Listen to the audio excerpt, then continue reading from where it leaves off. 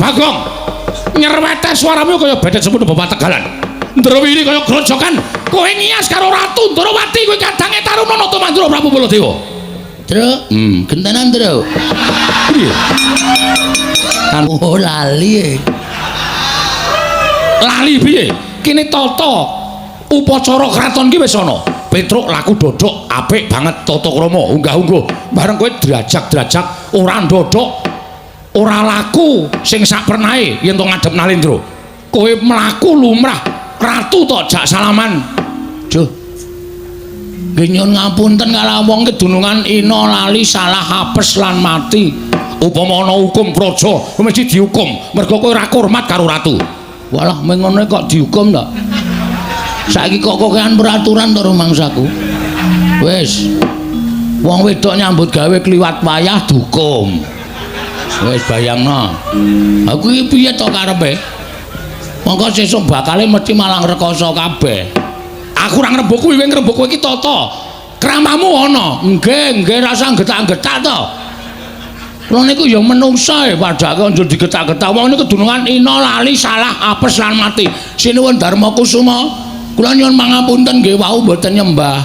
Ora apa-apa Bagong, jer nyatani sepuh Bagong tinimbangane Darma Kusuma. Wih, rungokke. Sing ora tak sembah wae ora apa-apa kok kono. Gong, ora ngono kuwi to, Sinuwun Mandura ki ratu. Ratu iki mbiyen nek ora tak coblos ora dadi ratu dhek. Dadi ora ngawur sak penake dhewe ora. Koko Prabu, nggih, mbok sampun napa jenengan menika nek ndukani Bagong malah kewirangan. Senengane kok ndukani karo Bagong. Bagong menika angel dikandani ya wis ora iso. Dijarke mawon malah mboten napa-napa. Lho aku iki wajibe ngandani karo sing ora ngerti tata krama. Nek ngandani Bagong padha karo ngomongi kupinge kuping manci ora dilungokke. Nggih niki sok nggo godhog banyu bareng. Ora edan. Petro, dalem den slamet kamu. Wilujeng bekti kula konco. Ya Petruk Bagong. Nuwun Ndara.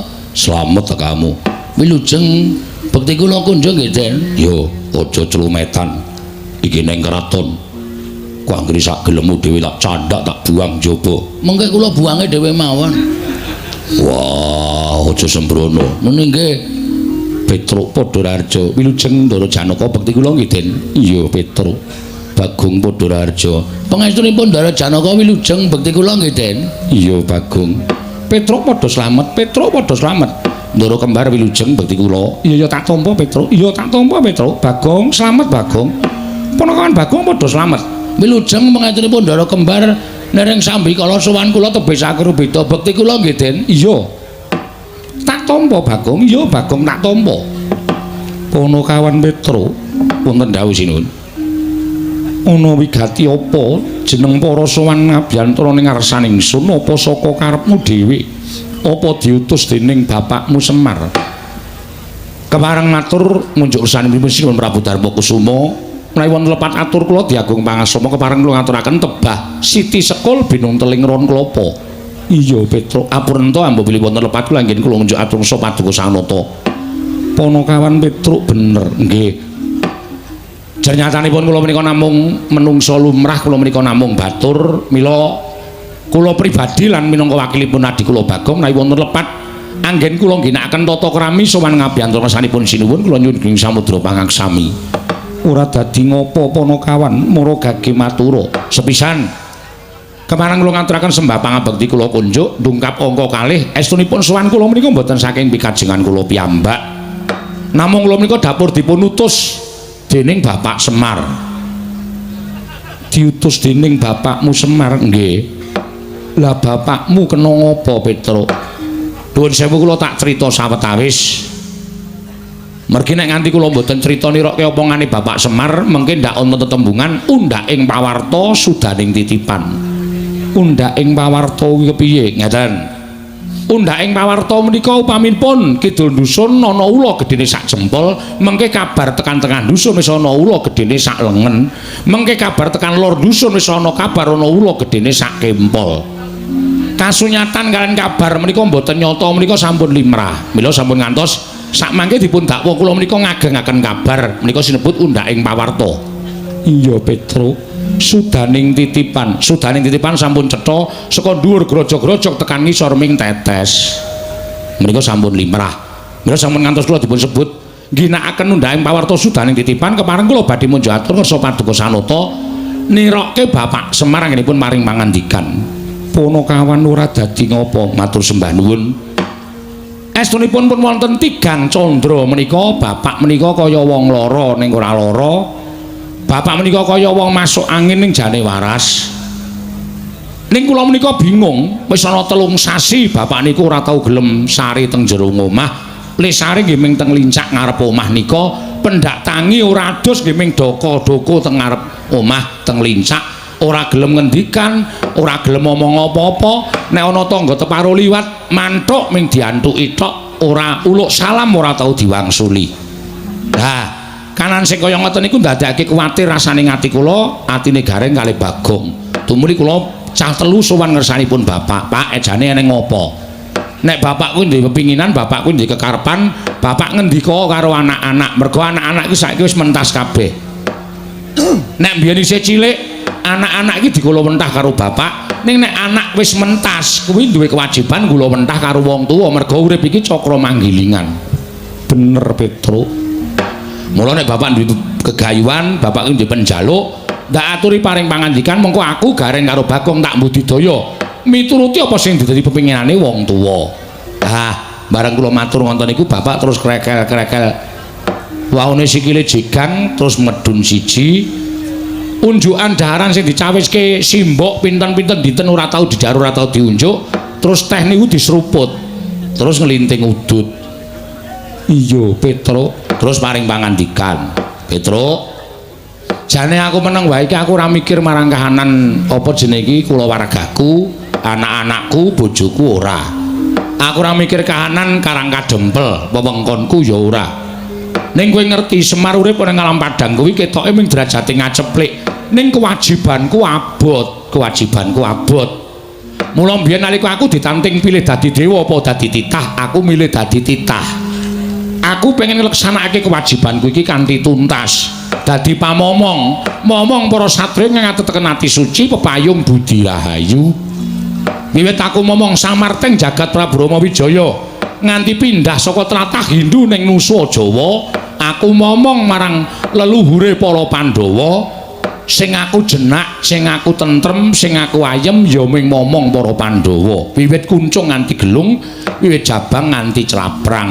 Nganti saiki Pandhawa mukti ngawibawa Nyakrawati mbau dendha ning negara Ngamarta. Nganti iso mujudake negara Ngamarta menika sebutan Gemah Ripah Loh Jinawi, Karta Tata Tur Raharja, Panjang Punjung Pasir Pawukir. Niku merga nuwun sewu.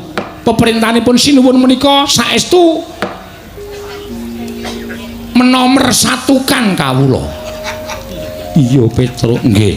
Menomersatukan ki apa? Bojo lali aku. Dinomer setunggalaken ngoten lho. Panjenengan menika menomer setunggalaken para kawula. Kabetan panjenengan menika dipun wingkingaken, kabetanipun para kawula menika dipun utamekaken. Menika ndadosaken negari menika Panjang Punjung Pasir Pawukir Loh Jinawi. Bapak niku seneng. Aku seneng momong para Pandhawa iso mujudake negara ing adil makmur warata tias bagya mulya. Kuwi taun kepungkur. Ning saiki kok beda ya, Tru? Beda pripun, Pak? Ngamarta katone wis ora tentrem. Ngamarta katone wis ora ayem, Ngamarta katone wis ora adem. Menyang endi-endi papan padha bentak sirah, menyang endi-endi kon padha regejegan, adoh saka rembug bedamen sing diutamake amung ngokol ning akale didokok mburi. Ngoten menika sawangen ming perkara dhuwit sithik wae nganti ana sing tegel mateni sedulur perkara sithik wae ana sing tegel mateni kanca tegese kawula Ngamarta kuwi krisis moral rasa kamanungsanipun sampun ical ingkang dipun bujung namung suwarganing raga ketekan sing digayuh ora mawas ngidak-idak karo sedulure ora mawas ngidak-idak karo tangga teparo lan kanca rowange.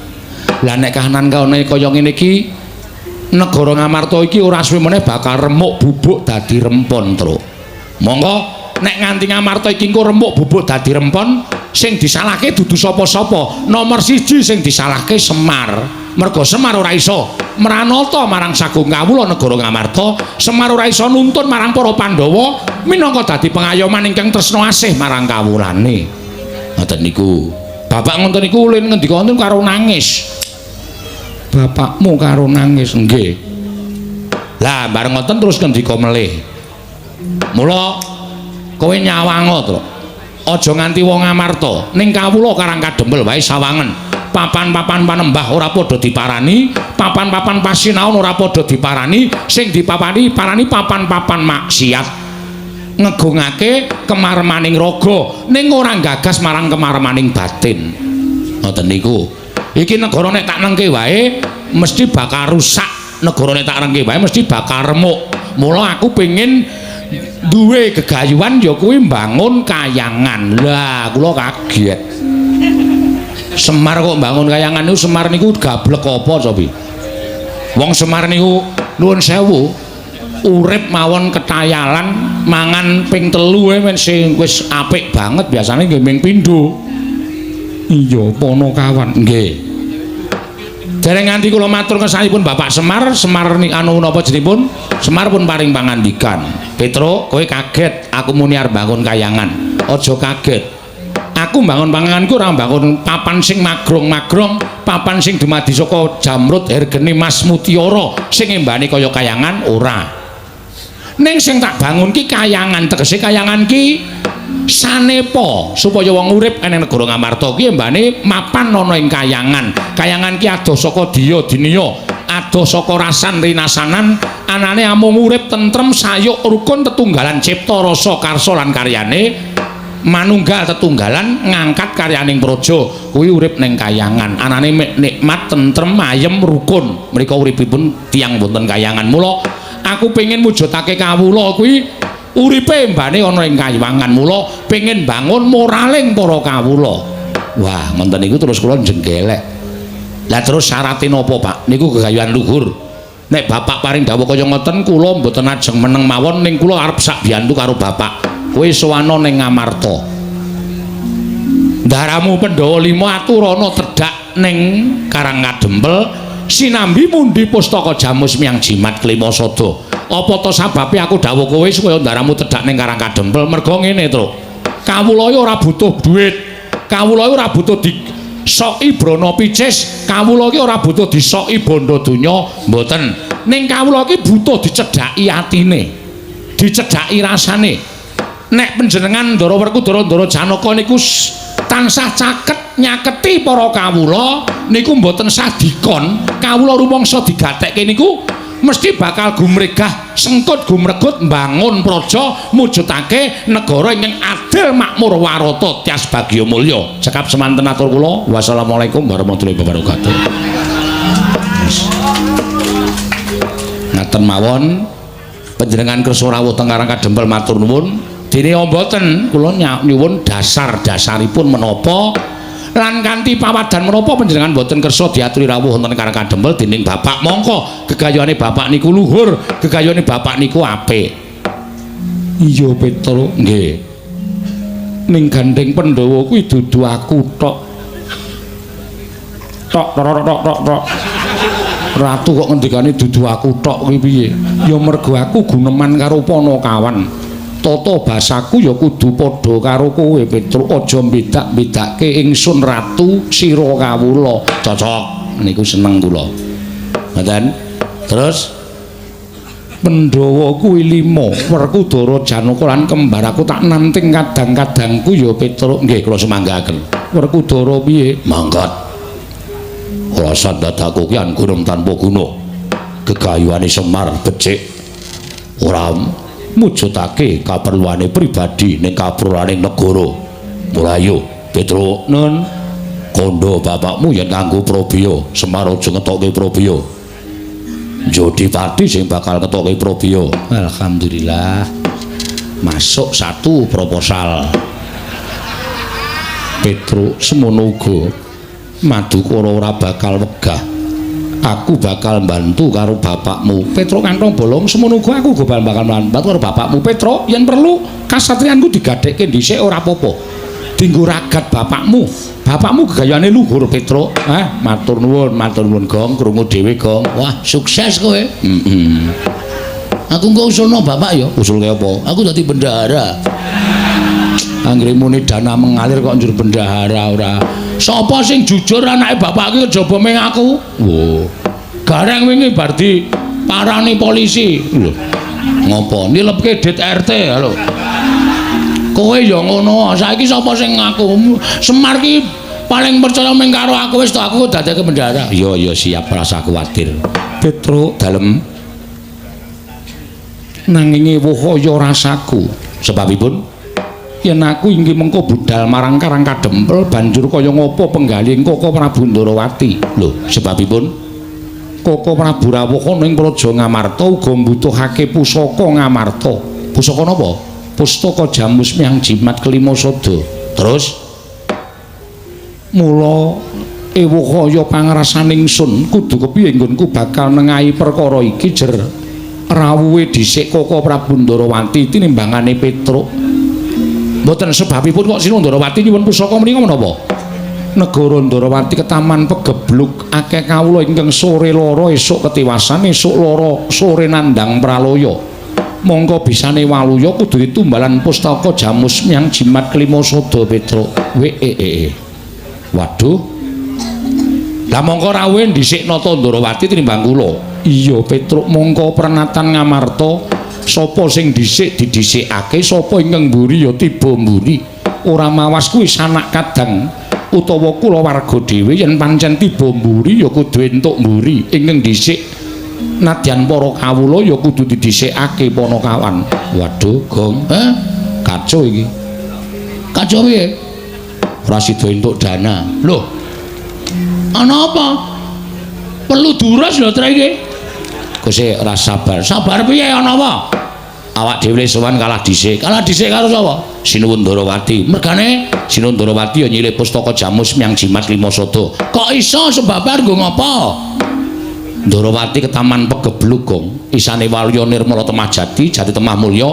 Nek Ndarawati tinumbalan pustaka Jamus Kelima Sada, mongko Sinuwun Ndarawati wis kebacut nembung. Awak dhewe nembung tiba keri, sing keri tiba keri, sing dhisik tiba dhisik kuwi pernatan negara Ngamarta. Ora iso nek carane ngono kuwi. Kowe aja ngowahi pernatan. Kene tak rembuke. Weh, wong bodoh kowe mundur. Gong ora gawe masalah. Masalah piye? Iki ki mung arep ngrembug kok masalah. Ke belakang. Iya. Ora tak urus ora. Nuwun sewu Sinuwan. Sinuwun. Mu iya kleru Sinuwun. Iya piye Bagong? Nuwun sewu, kula ganti Petruk. Merga Petruk mboten iso ngrembug perkara napa sing mangendikake. Iya Bagong. Nggih. Kula nuwun sewu lho menawi wonten cewek ngatur dunadung kaping tanduk kiranging tata krami kula nyuwun pangapunten. Ora dadi ngopo. Panggen kula munjuk atur. Ora dadi ngopo Pik Bagong. Nggih. Nuwun sewu Sinuwun Ndarawati rawuh mriki ajeng napa? Nyuwun ngampil pusaka Jamus Kelima Sada. Dingge napa? Dinggo tumbal wadaling praja ing Ndarawati. Kosek tekan semanten mawon kula tak matur. Iya Bagong. Pusaka Jamus Kelima Sada niku kagungane sapa? Kagunganing para Pandhawa. Dudu, salah. Kok salah piye? Sing duweni pustaka Jamus Kelima Sada menika para Pandhawa lan para kawula negara Ngamarta. Apa? Apa to? Kuwalik ya Kuwalik. Apa to sebabe kadar being para kawula amargi kawula niku ya uripe gumantung karo pustaka Jamus Kelima Sada. Pandhawa ya sugenge dumantung karo pustaka Jamus Kelima Sada. Ha niki saniki nuwun sewu, rembuke enten iki niki perlu dipetung, perlu diglejah. Ngono lho Truk nek matur ki sero. Iya. Mbah bener mbah luput sero. Iya Gong. Heeh. Ha, kula ajeng nyuwun prisa. Piye? Piye Bagong? Kok sik lagi mikir. Nuwun sewu, jagat menika negari menika kathah. Ngamarta, nggih to? Iya. Ngastina, Ndarawati, Mandura, Kumbina, Wirata, Lesanpura, Pancala lan sak piturutipun menika kathah nalindra-nalindra sami lenggah. Iya Bagong. Nggih. Terus sing disebut pagebluk menika panjenengan ngertos mboten? Pagebluk kuwi welaking Jawata. Ha nggih. Apa to sebabe dewa ndawahake pagebluk? Pagebluk menika tiba teng papan sing wis pancen ora iso didandani uripe menungsane. Menungsane wegah napa wewarah nampik pitutur becik kon ngibadah ora gelem tumindake sarwa maksiat monggo dielekke bola-bali ora gugu niku Gusti mesti paring pagebluk dateng papan niku supaya uripe menungsa do eling karo sing gawe urip. Dadi nek pagebluk niku tiba teng papan sing apik, sing menungsane apik, kawulane becik niku mustahil. Iya Bagong. Nggih. Saniki kula tak takon, niki alon-alon lik rembug mendo cetha. Iya. Negara sing ketunggon dewa ngene sapa? Us. Ratu kok dihe. Oh iya lali. Gong ora ngajar. Ratu kok dihe piye to? Ah kaya jagongane ngangkringan rasane. Ngawur ora. Negara sing ketunggon dewa sinten? Ndorowati. Cocok. Sapa ta sing ora tepung karo Prabu Sri Bathara Kresna? Prabu Sri Bathara Kresna menika nalendra titis Sang Hyang Bathara Wisnu. Sapa ta Wisnu? Wisnu menika dewa tukang nentremke jagat. Tukang andum kabagyan menika Bathara Wisnu. Lah saniki pertanyaan. Pertanyaannya, negara sing ketunggon dewa kok ketaman pagebluk menika nuwun sewu. Apakah mungkin? Napa iso kelakon? Turta nuwun sewu, Pustaka Jamus Kliwasada ajeng dibeta teng negara Ndorowati, tembunge dienggo tumbal. Nggo tumbal niku dinapake, niku dipendhem kaya ndas kebo nika. Nek Pustaka Jamus Kliwasada niku dienggo tumbal teng negara Ndorowati, ateges Pustaka Jamus ora bali meneh teng negara Ngamarta. Panjenengan kelangan pusaka, wong sing ora seneng karo para Pandhawa, ajeng gawe cintrakaning para Pandhawa, angel mijet wae ngranti suwe banyu sinaring. Nggih mboten? Iya Bagong. Nah, mula kudu dipikir tekan semonten. Ampun grusah-grusu. Lah sing kedua, iya. Isih ana. Tesih niku nek gelem ngomong, ampun tekanku setengah loro. Niki kula cupliki sithik-sithik mawon. Saniki nuwun sewu, jaman sakniki niku ana tetembungan kedung jero iso dijajaki atine menungsa sapa sing ngerti. Sing jeneng runtang-runtung saben dina wis kaya sedulurke tegel nyuduk saka mburi. Sing jeneng tangga, sing jeneng sedulur wae tegel nyengsarake sedulur ming perkara nggayuh supaya iso kasembatan penggayuhe. Iya Bagong. Nuwun sewu. Tur saniki akeh wong ngapus-apus. Sampeyan nek sobo teng kawula cilik akeh wong pasar sing kapusan didemek wae lali Purwadaksina. Jaluk duwite, jaluk penganggone. Penyawange sing digendam niku kaya dijaluk sedulure, kaya dijaluk kancane. Lah nuwun sewu, sakniki nuwun sewu. Ya nuwun sewu lho niki. Iya. Ya nek iki Kresna tenan. Nek udu, ayo. Mangga Pustaka Jamus Kliwasada wis kebaca diparingke kalih niki, jebul niki mungsuh sing kepengin gawe cintrakaning para Pandhawa. Napa jeneng mboten Pandhawa niku mlebu ngibarate kaya dene sulung mlebu geni, iwak kecemplung ing wuwu ora bakal iso urip ning mangkat mesti bakal tekaning pati. Ngoten.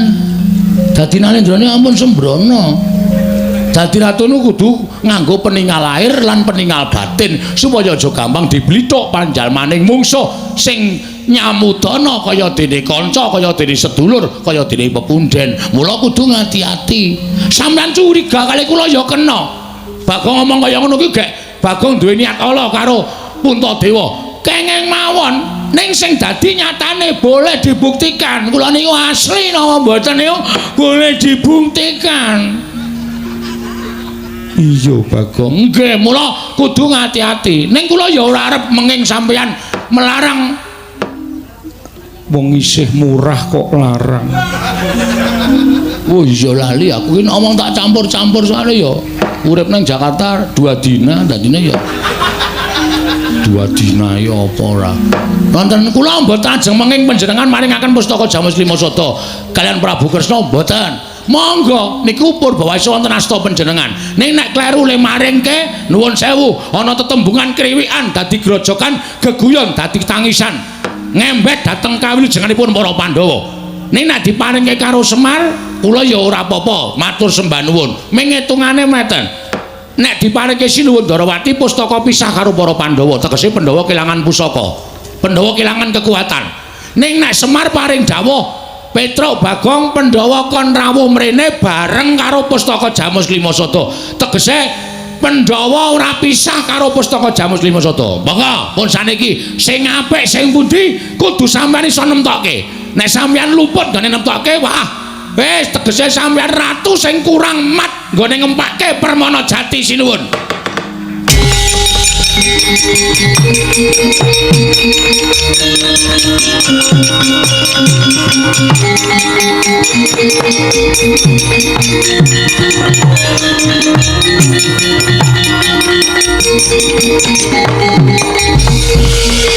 Semari jajaran syukur taring bangun iblis lanat wah Bagong pono kawan Bagong nyerwete suaramu kaya bedet semono bapak Tegalan Ndrawiri kaya grojokan kowe ngias karo Ratu Ndrawati kowe kadange taruna nata Mandura Prabu Baladewa Tru gentenan Tru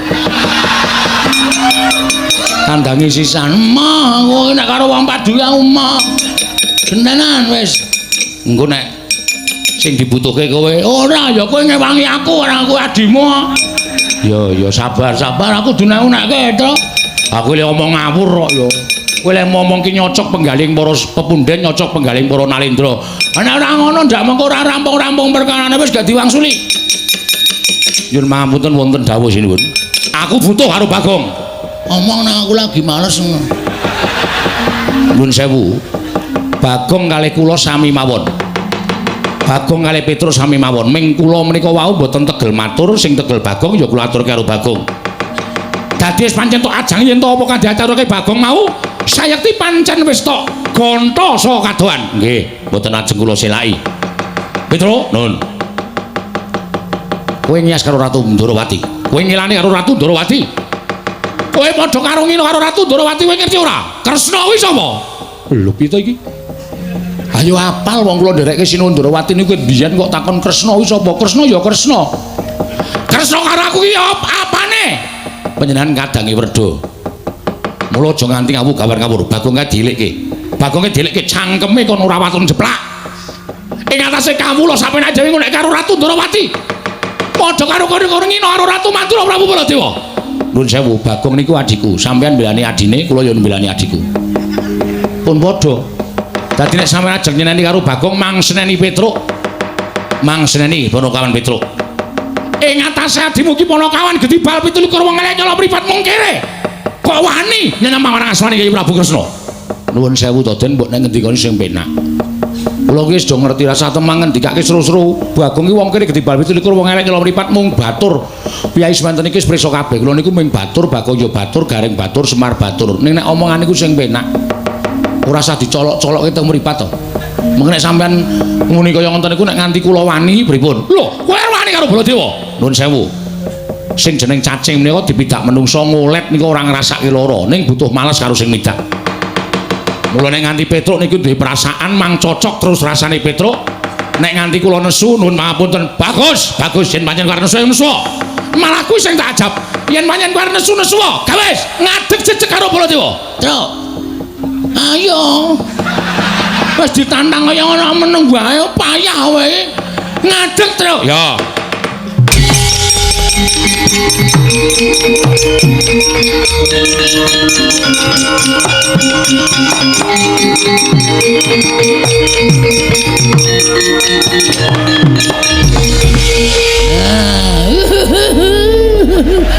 bagus ngono kuwi wah yen lu pancen wis tok ajangi jembar niatmu pancen wis gembleng yen to karo wani karo Nata Mandura Prabu Baladewa sing marai dudu kula ning sampeyan sing utak-atik karo arasane Petruk sampeyan ajeng napa Petruk nuwun mumpung durung dadi korban ana ing negara Kang Marta durung murka kamurkaning Baladewa saiki kowe bali.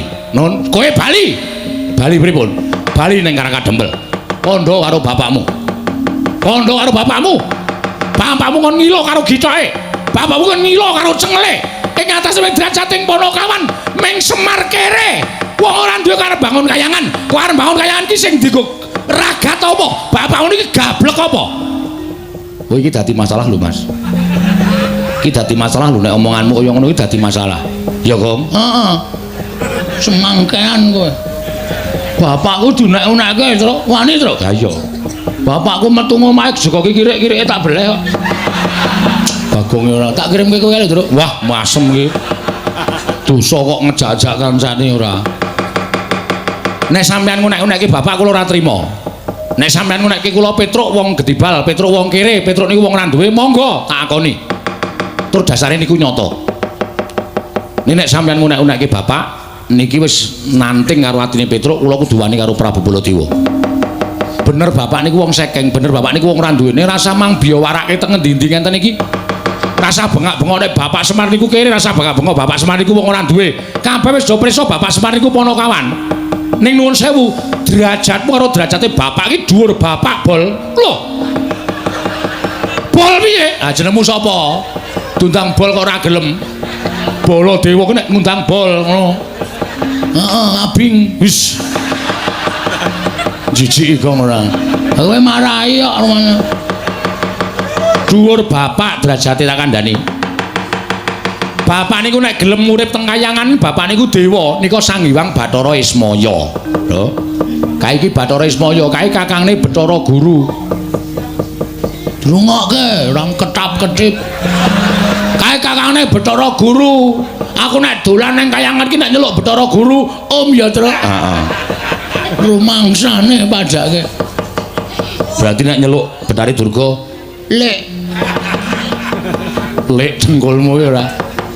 Ming bapak niku gandrung karo katentreman, gandrung karo karahayun, gandrung karo karukunan wekasan bapak purun mudhun wonten ing jagat. Terus saniki nek kula gelem malik lelakon sampeyan, kowe kok ngunekke bapak-bapak ki wong saking, bapak ki wong Gedibal 17 wong elek nyolok mripat. Nuwun sewu. Saiki kowe iki sapa to? Hah? Kowe iki sapa, Mas? Mbok aja kumalungkung, aja songaran. Aja dupe sampeyan niku nganggo mekutha, aja dupe sampeyan niku nganggo seragam sing apik, aja dupe sampeyan niku nganggo bintang ning pundak. Ning jane derajatmu karo derajat kula niku teng ngarepe sing gawe urip niku padha menungsane. Gayeng iki. Terus, Tru, mumpung kono ora iso omong tok, terus, Tru. Jejeli terus, Tru. Lah kok sampean kok ngunek karo bapak kaya ngono kuwi. Nek bapak gelem dadi wong mukti niku, bapak niku dadi dewa. Tur sampean kok kaya ngono to sipate, Den? Kok sampean kok dadi kaya ngono sipate? Kula ora nyangka lho Prabu Baladewa kok mentolo ngunekke bapak Gedibal, kere, Ponokawan, Batur. Gusti nyuwun pangapura paringana sadar piyai siji iki.